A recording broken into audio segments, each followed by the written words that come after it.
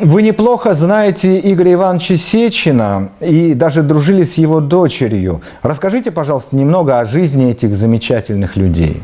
О их достижениях. О их достижениях, я думаю, да, что всем известно. Я помню, когда все это только начиналось, мой отец общался с Путиным еще в далекие 90-е годы. Вот у них вместе был совместный бизнес. Это, как я уже говорила, они занимались редкоземельными металлами.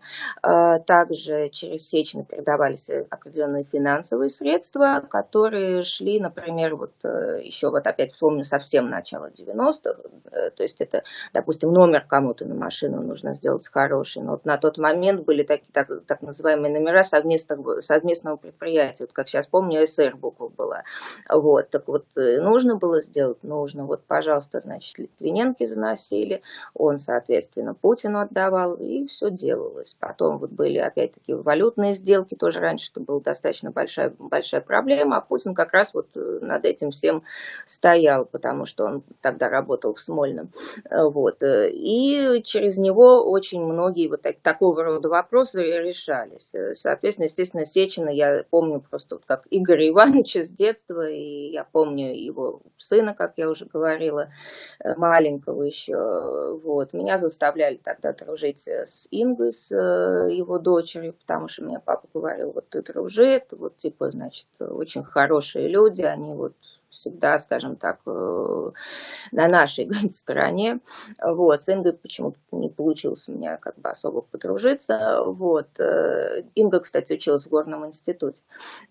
И, соответственно, я помню, что мама Инги, она занималась квартирами, то есть расселялись коммуналки, соответственно, проводился ремонт, и потом квартира продавалась как элитное жилье. Папа тоже, помню, искал клиентов тогда, и вот, собственно, вот таким образом весь этот бизнес происходил. А они же, в свою очередь, подыскивали клиентов на дачные участки, вот, которыми занимался тогда мой отец, вот, то есть как посредник.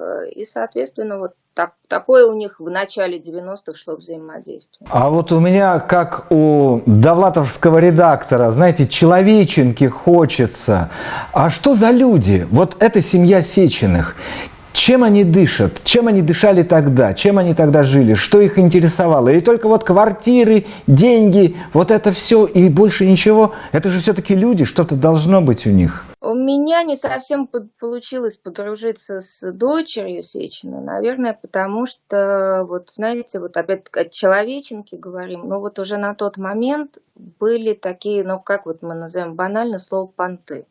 То есть вот нужно было именно что-то одеть, вот что-то брендовое. Вот нужно вот людей мы рассматривали там вот ну, как бы вот, да, с точки зрения вот как кто одет, понимаете. То есть для меня это было непонятно. Тут я отдам, конечно, должность моему воспитанию, что меня воспитывали, конечно, не так.